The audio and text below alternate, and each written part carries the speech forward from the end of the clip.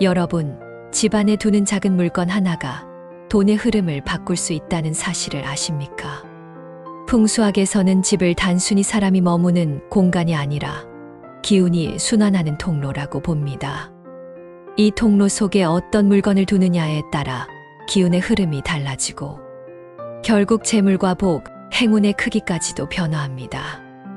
사주 명리학적으로 계절은 단순히 날씨 변화가 아니라 오행의 힘이 교차하는 주기입니다. 봄은 목의 계절로 씨앗이 움트고 생명이 확장됩니다. 여름은 화의 계절로 불길처럼 왕성한 기운이 퍼져나갑니다. 가을은 금의 계절로 결실과 풍요를 상징합니다. 겨울은 수의 계절로 모든 에너지가 뿌리로 들어가 다시 쓸 수 있도록 저장되지요. 이 네 가지 흐름은 사람의 운명과 재물운에도 똑같이 작용합니다. 돈도 마치 생명체처럼 자라나고 번성하며 열매를 맺고 다시 씨앗처럼 모아지는 순환을 따르는 것입니다. 풍수에서는 이 순환을 돕기 위해 계절별 물건을 권합니다. 색, 모양, 재질이 계절의 기운과 조화를 이루면 막혔던 돈길이 열리고 흩어지던 재물이 다시 모입니다. 예를 들어 봄에는 생명력과 성장의 상징을 두어야 하고 여름에는 불의 기운을 다스릴 수 있는 시원한 상징물이 필요합니다. 가을에는 결실을 굳히는 흙과 금속의 물건이 좋고 겨울에는 축적과 저장을 강화하는 검은색, 물의 기운을 담은 물건이 길하다고 하지요. 이 원리를 이해하면 단순히 집안을 꾸미는 수준을 넘어 돈의 흐름을 설계할 수 있습니다. 기운이 막히면 재물도 막히고 기운이 순환하면 돈도 흘러 들어옵니다. 따라서 어떤 계절에 어떤 물건을 두느냐는 곧 재물운을 열어두는 열쇠가 됩니다. 오늘은 바로 이 원리에 따라 봄, 여름, 가을, 겨울 네 계절에 두면 재물운이 들어오는 물건 3가지씩 총 12가지를 알려드리겠습니다. 각 물건은 단순한 장식이 아니라 계절의 기운을 붙잡고 재물운을 불러들이는 통로가 될 것입니다. 이 영상을 끝까지 보신다면 여러분 집안의 돈길을 사계절 내내 이어갈 수 있는 지혜를 얻게 되실 겁니다. 봄은 목의 계절입니다. 땅 속에서 움츠렸던 기운이 밖으로 솟아오르고 씨앗이 싹을 틔워 줄기와 잎을 내며 성장하지요. 사주 명리학에서 목은 확장, 시작, 창의성, 새로운 기회를 상징합니다. 따라서 봄철은 돈의 씨앗을 심고 기회를 넓히는 시기로 해석할 수 있습니다. 이때 집안에 어떤 물건을 두느냐가 1년 전체 재물운의 토대를 결정합니다. 첫 번째 물건은 녹색 화초입니다. 녹색은 목의 순수한 색으로 성장과 생기를 직접 상징합니다. 특히 잎이 넓고 생명력이 강한 화초일수록 재물이 빠르게 자라납니다. 풍수적으로는 집안 동쪽에 두는 것이 좋습니다. 동쪽은 해가 떠오르는 방향, 즉 새로운 출발과 확장의 기운을 담고 있어 이곳에 화초를 두면 마치 씨앗이 햇빛을 받아 자라듯 돈줄이 살아납니다. 두 번째 물건은 수정구슬입니다. 수정은 투명하고 맑은 수의 기운을 담고 있어 목의 뿌리를 도와줍니다. 목은 물이 있어야 자라듯 재물의 기운도 수정의 맑음과 함께 번성합니다. 특히 거실 중앙이나 책상 위에 작은 수정구슬을 두면 집안의 생기가 활발해지고 새로운 기회가 줄지어 찾아옵니다. 이는 곧 돈이 들어올 통로가 열린다는 의미입니다. 세 번째 물건은 새 모양 장식품입니다. 봄은 새가 가장 활발하게 움직이는 계절이지요. 풍수에서 새는 소식을 전하는 매개체이자 새로운 기회와 귀인을 불러오는 상징입니다. 특히 파랑새나 제비 모양 장식은 행운과 재물의 기운을 동시에 끌어들입니다. 현관 근처나 창가에 배치하면 밖에서 들어오는 좋은 기운과 함께 돈길이 열립니다. 정리하자면 봄철에는 녹색 화초, 수정구슬, 새 모양 장식품 이 3가지가 재물의 씨앗을 틔워주는 역할을 합니다. 봄은 시작의 계절이므로 이때 마련한 기운이 여름과 가을, 겨울까지 이어집니다. 작은 물건 하나라도 계절에 맞게 두면 집안의 돈줄은 뿌리를 내려 흔들림 없이 자라날 것입니다. 여름은 화의 계절입니다. 태양이 가장 높이 떠서 세상을 밝히고 만물이 왕성하게 뻗어나가는 시기이지요.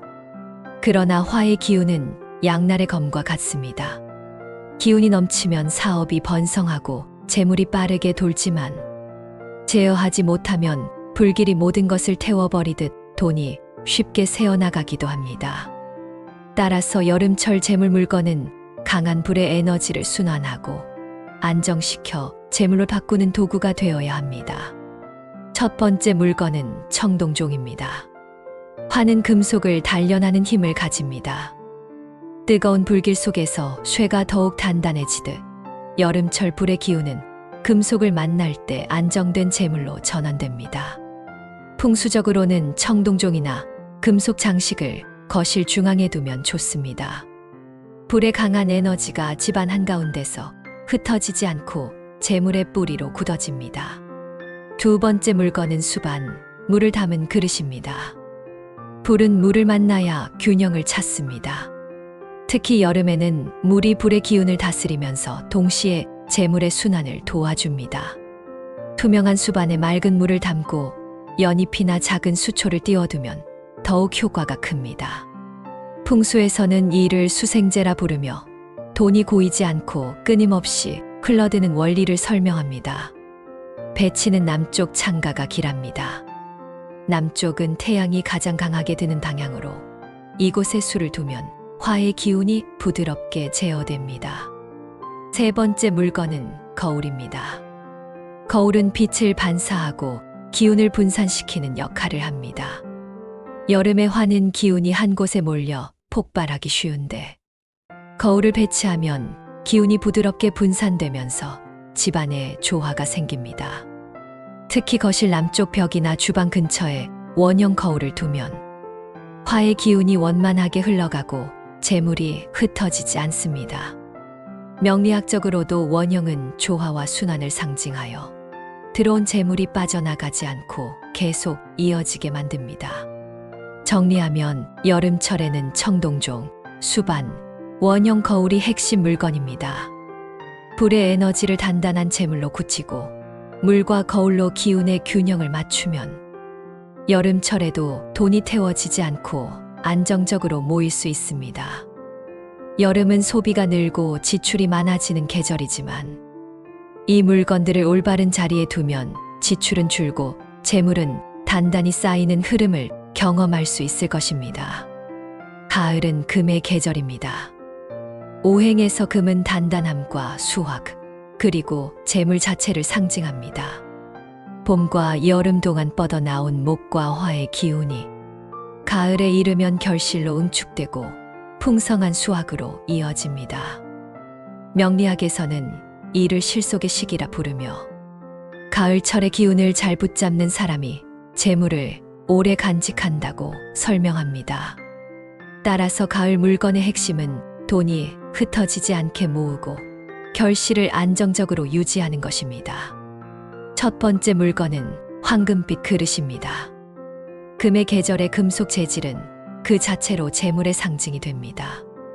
특히 황금빛 그릇은 단순한 장식품이 아니라 돈과 복을 담는 그릇의 의미를 지닙니다.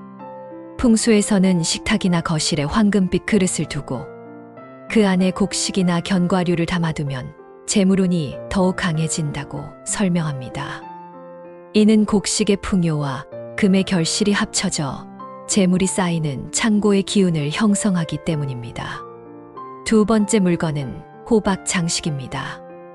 호박은 둥글고 속이 꽉 찬 형태로 풍요와 다산을 상징합니다.